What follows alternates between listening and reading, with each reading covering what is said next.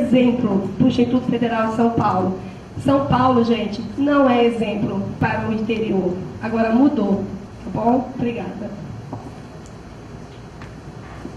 Gente, só lembrando que de qualquer maneira ainda nós temos em São Paulo pelo menos uns 30 professores, dos 300, muito, mas muito em greve, né? E no geral, perto de 70, 80 professores em greve. Mais uns 30 mais presentes em assembleia, né? Mas é pouco, porque nós somos 300, né? 10%. É como se aqui em São João vocês tivessem 5 em greve. É complicado, 55, né? 5,5%. 10%. Modena, você quer completar o relato de São Paulo? Você que dirigiu todas as assembleias? Boa tarde, eu sou o professor Modena. Nunca tinha vindo aqui no campus. A gente tinha notícia, né? No tempo que eu estava em Caraguá, teve uma colega de vocês, a professora Adriana, de informática, passou um tempo aqui com vocês, né? Então é um prazer estar aqui. Eu sou da área de edificações, lá do Campo São Paulo, e estou diretor sindical. A nossa gestão, vocês sabem, está terminando, né? Processo você já falou. E então,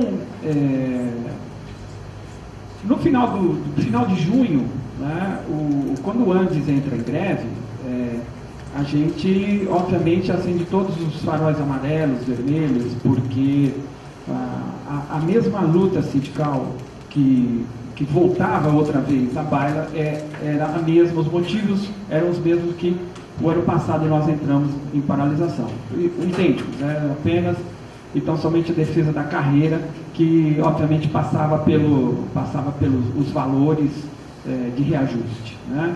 Mas a paralisação era maior. O pano de fundo é a defesa dela, de ainda um dos únicos, uns últimos lugares de excelência que a gente tem em termos de escola pública. Obviamente, as universidades são essa referência e continuam. Mas os institutos federais, as antigos Cefetes, as antigas escolas técnicas, elas foram por muito tempo excelências. E começaram a ser mais ainda, né, quando os governos estaduais, não só de São Paulo, do país, mas principalmente de São Paulo, né, foram acabando a educação do ensino médio, né? Acho que o último alento de ação governamental a favor da escola talvez tenha sido o governo Montoro, em 82 a 86. Depois, a sequência de governadores foram só acabando com a educação do Estado de São Paulo, principalmente ensino médio, que era o nosso foco.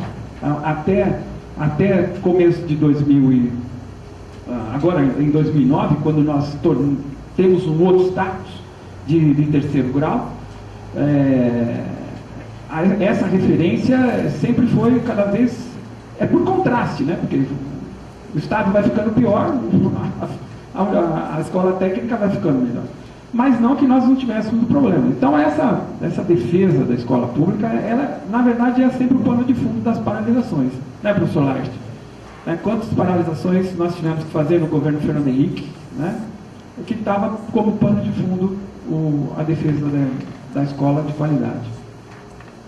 Então, em junho, nós, atentos, né, uma parcela do Campo São Paulo, sempre muito atenta, obviamente pediu que nós nos mobilizássemos, né?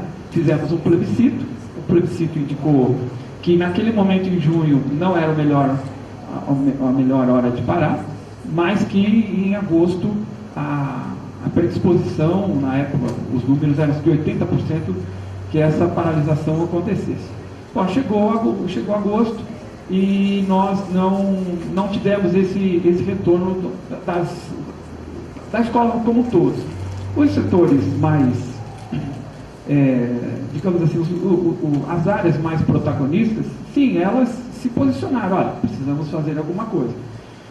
Mas não foi uma dificuldade nós irmos até os colegas professores. Foi basicamente uma mobilização de ir em sala, falar, vamos nos reunir, vamos tirar alguma posição. Por quê? Né? Porque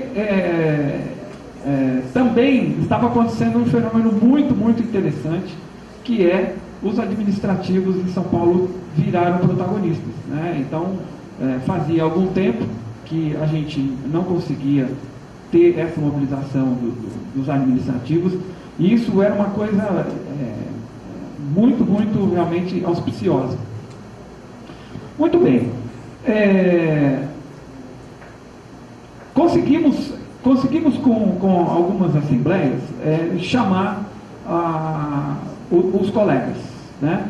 E tivemos realmente o relato da Lúcia é uma das coisas que ficaram muito, muito fortes, quer dizer, as áreas que protagonizaram o ano passado estavam de ressaca, né? Porque uma paralisação sempre traz algum estresse, sempre traz um trabalho extra, porque nós temos que repor algo, temos que repor os conteúdos e ficamos mais preocupados porque o período não é mais auspicioso para a gente ter o retorno dos alunos, né? Que é realmente o final de dezembro. Tivemos que dar aula em janeiro, sim. Isso desgastou boa parte dos colegas que protagonizaram. E houve sim, né, algumas justificativas, olha, nós entramos, as outras áreas não entraram. Bom, as outras áreas que não entraram, por incrível que pareça, foram sensibilizadas.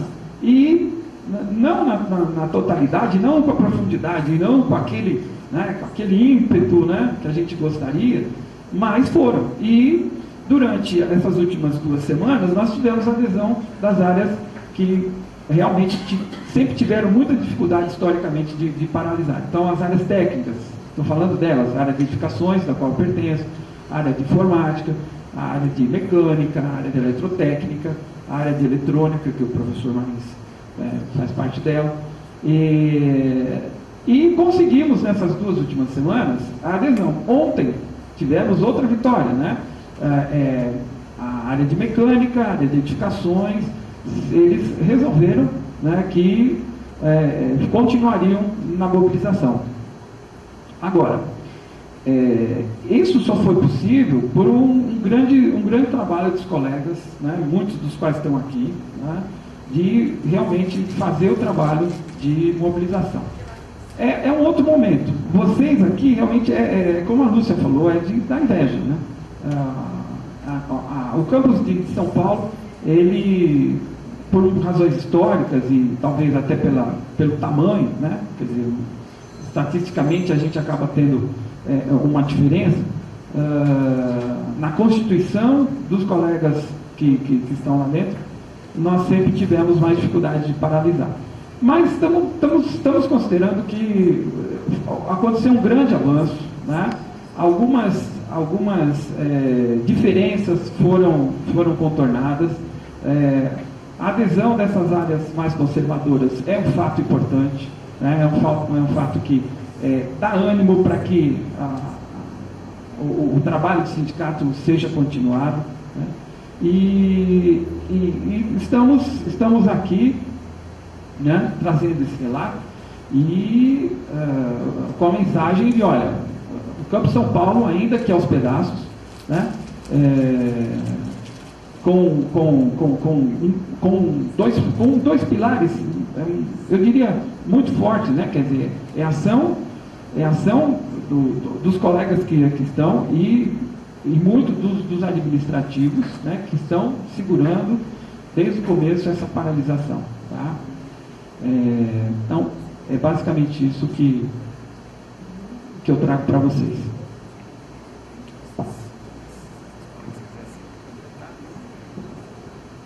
Alguém de São Paulo que queira completar o informativo? Então, ontem nós tivemos essa assembleia de 3 períodos, interessante porque foi a segunda vez que a gente teve a assembleia de 3 períodos, e o professor que pediu isso pela segunda vez não compareceu em nenhum dos períodos. É complicado isso, né? Porque tem que marcar uma assembleia na casa dele, para ver se ele comparece. Porque, não, fazer assembleia de 3 períodos, vocês não imaginam o que é em termos de cansaço, certo? E em termos de tentar manter uma coerência. Porque o pessoal da noite quer votar coisa que não foi votada de manhã. E aí, como é que você faz? Então, aí o pessoal da noite chega, então nós temos menos direitos. Não, tem menos direitos, só que não vou poder somar a votação. A única votação que pode ser somada à noite, basicamente é se a greve continua ou se a greve para. E deu a greve, continua. Mas à noite foi votado também, né, um indicativo para cá, para São João, né, de que nós estamos cansados ou não estamos cansados, certo? Bem, até eu votei que estamos cansados, tá? Então estamos cansados. Eu acredito que quem está em greve há bastante tempo está cansado. Tem gente que está em greve em São Paulo há quase 1 semana e já cansou, certo? Mas a gente que está dirigindo o sindicato, o Mônica está cansado também, tá? Você também votou que estava cansado, né? Então, cansados estamos, só que não subestimem os cansados, certo? Estou gordo aqui, mas vocês vão ver jogando bola. Não me subestimem, eu marco o gol, eu chego lá, certo? Cansados estamos, certo? Mas não quer dizer, como no início era a proposta, que vamos terminar a greve 31 de agosto. Porque a proposta inicial é essa, tira a data. Tira a data, não vamos terminar a greve 31 de agosto, não existe data. É que número aqui é muito complicado, eu sou engenheiro, tá? Eu tenho matemática, tem hora para você usar número. Esses 30% é indevido nesse caso, 31 de agosto é indevido nesse caso, certo? A gente vai mostrar por quê, certo? Então, em São Paulo, realmente é muito difícil a gente prolongar a greve, por exemplo, para 15 de setembro, tá? Entre os docentes, você zero. Com os administrativos, esse balde de geografia também vai prejudicar. Mas não é só São Paulo, tenho certeza. O Toninho já narrou que em Birigui, né, já tem esse cansaço. Em Itapetininga, eu conversei ontem com o diretor, com o Ragnar, que estava lá, ele falou: em Itapetininga, os docentes decidiram, né, que vão voltar na segunda, dia 27. Falei: Ragnar, fala para eles não voltarem agora, não, esperar um pouquinho mais, vem a próxima assembleia e tal. Eu falei: Marins, eu posso até falar que você falou, mas eles decidirem em assembleia entre eles. Então é um informativo que eu tenho que passar para vocês aqui, certo? Que eu conversei com o Ragnar ontem à noite, certo?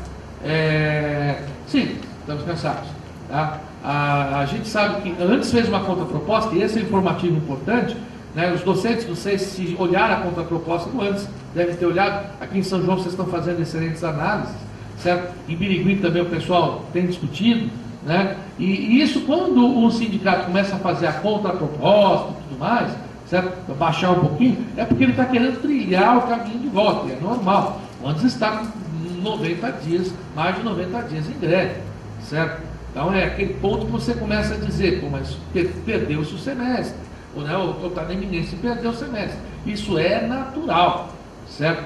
O que não se vai poder dizer, mas a gente não vai aprofundar isso agora, porque a gente vai mudar de tópico, certo? É que isso indica que a greve vai acabar dia 27, dia 31, dia 3. Né?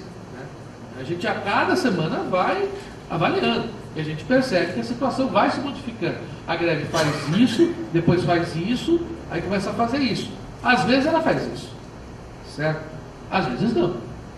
Já houve uma situação que ela caiu um pouquinho e depois subiu, tá? A gente sabe que conforme a atuação do governo, conforme a atuação de outros agentes, né, pode haver mudanças, né?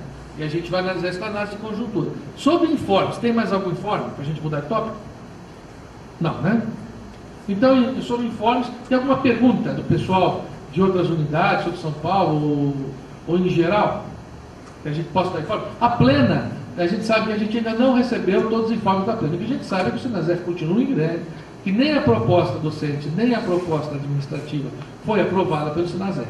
Tá? É o que a gente tem, mas os nossos representantes, o professor Guilherme, né, do Campus São Paulo, né, e a administrativa Camila, né, do Campus Barretos, eles vão fazer os seus relatórios, a gente vai publicar, certo? Junto com o próprio relatório da plena. Tá? Então a gente vai ver o que aconteceu lá, mas em resumo é isso. O que eu gostaria de saber, ainda não sei, é se o Sinasef, talvez vocês até tenham visto à noite, vista do interior, o pessoal fica aí de madrugada e tal, né? Se o Sinasef apresentou contraproposta. Alguém viu alguma coisa sobre isso? Isso tem sido cobrado, né? Foi cobrado, eu acho, com razão em São Paulo, né? Porque é hora de se apresentar contraproposta, é óbvio. Antes apresentou, tá? O Sinasef teve que ter apresentado. Você está sabendo? Eu tenho notícias, né? O Sinasef, ele tirou na última plena Na verdade, a notícia estava no informativo, é que a gente às vezes não, a gente olha rápido e não vê. Que eles estavam construindo a proposta, mas eles só iriam, como tática, tá? Eles só iriam apresentar quando o governo fosse chamado, quer dizer, quando o governo chamasse o Sinazé. Então, eles começaram ontem a plena, né? A plena está sendo ontem e hoje, com esse horizonte. Hoje eu conversei com o professor Guilherme, eu tentei falar com a Camila, o celular dela não pegou, mas com o Guilherme eu consegui antes da gente sair de São Paulo. Ele disse que a notícia da Fazubra ter indicado que as bases aceitassem, né, o acordo, mudou a agenda da plenária que estava em Brasília. Então, esse tema da proposta, no caso dos docentes, né, que envolve números e carreira, ela não está no site e eles iam discutir hoje ou ontem, mas eles mudaram a pauta. Na verdade, a discussão que eles estão fazendo nesse momento, fizeram ontem, é sobre a notícia da Fazubra, né? Foi isso que o professor Guilherme nos disse, era 11h30 da manhã. Ele estava lá no meio da plena e que